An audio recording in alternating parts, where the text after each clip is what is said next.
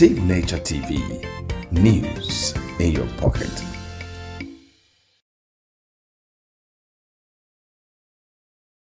Welcome back. Now, the countdown is on Anambra State governorship election coming up in November. And as the campaigns heat up, concerns are growing fast about the issue of, instead of addressing the real issues that matter to the people, we are finding that the political space is dominated by mudslinging, name calling, and personal attacks. So, the question now is, how can we redirect the conversation back to the issues that affect the lives of Anambra people? Now, joining us this morning via phone call is Sir Obiora Opala. He is a politician. Good morning. Thank you so much for joining us today. Yeah, thank you so much. Like you said, my name is Obiora Opala. Okay, I'm a consultant in National Assembly. I've been an aide in National Assembly for 18 years, and I've been on the corridors of politics in Anambra State. So it is not a new thing for me, but what is going on at this moment is quite unfortunate. Quite unfortunate in the sense that this is the state that produced the greats, when you mean the greats, in politics, in literature, in economics, in social, in management, in commerce, in trading, buy and sell.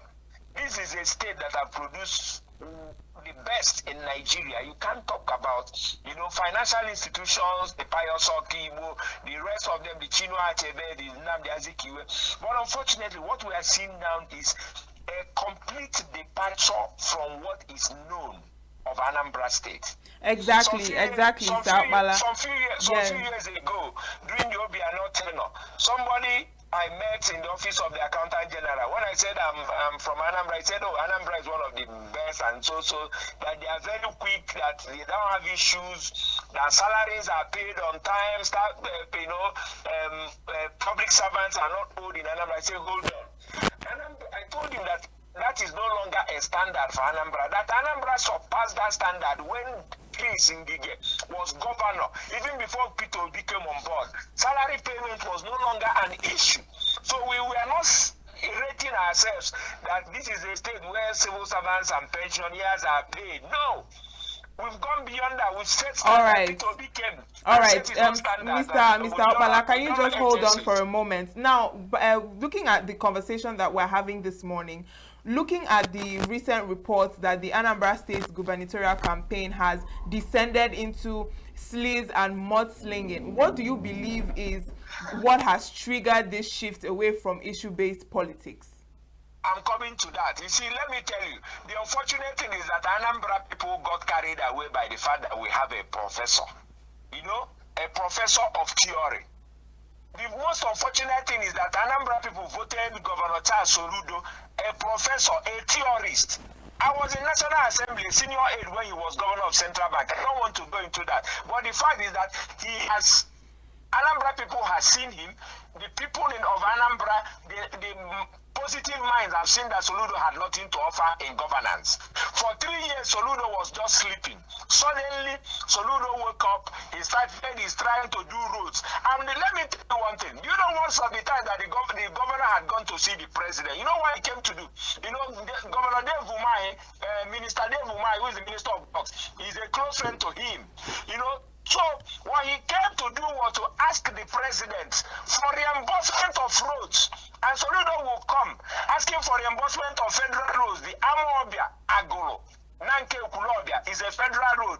The Agolo, Nobi, Newi Okija are federal roads. And these are roads that he's building and was coming to apply for reimbursement from the federal government. Then you put on these cards that say progressive and come and tell people that the president is endorsing him. But we are waiting to see if Tinubu will make a statement that is endorsing him. And instead of him to tell in the Anambra what he has done with all our security votes, all the money allocations, federal allocations he has been getting from the Ministry of Finance, he now went into, yabbing, let me use that word. He goes for functions, instead of him to talk to Anambra, sell his manifesto and say what he wants to do, what he has done and what he's going to do. He was just candidates, pick on politicians. He has done that to several candidates. He did that to Ukachuku. He did that to the former aspirant Val Ozibo during the investiture into also title of DIG Okolo of 4CID Abuja. He did that to him.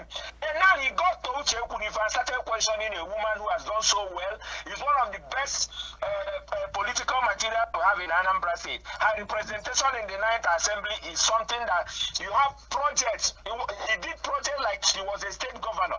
But what has Soludo done? You are in Enugu. Look at Mba.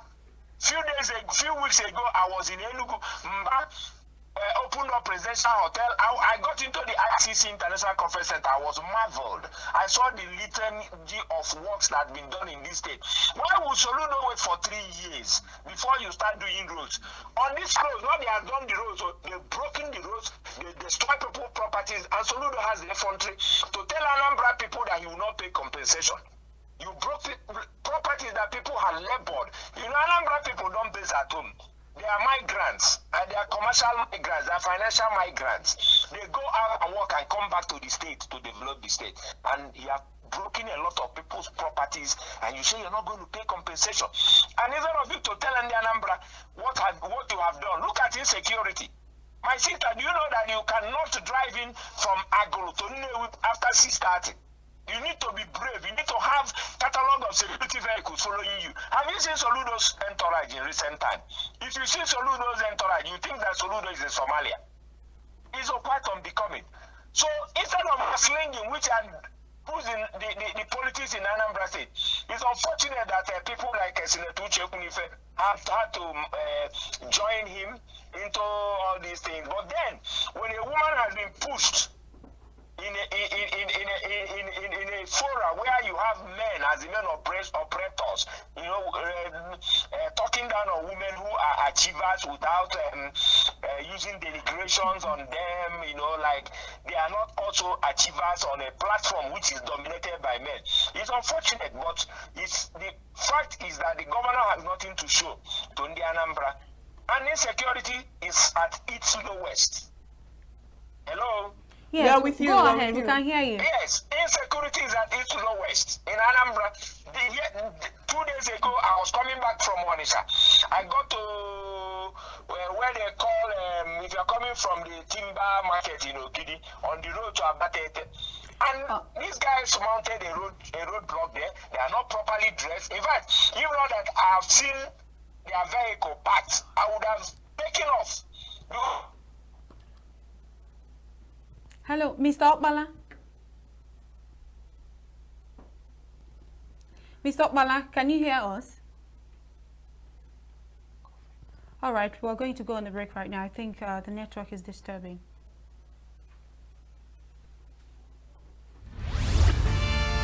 We are local. The international community is observing. Just finished the Where the main market is in chaos. People We are national. Those in support of this motion as amended, say aye. Aye.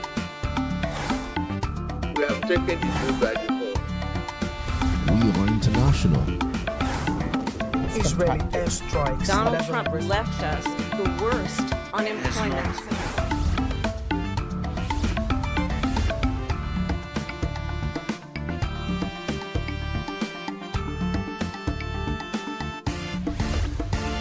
Signature TV, news in your pocket.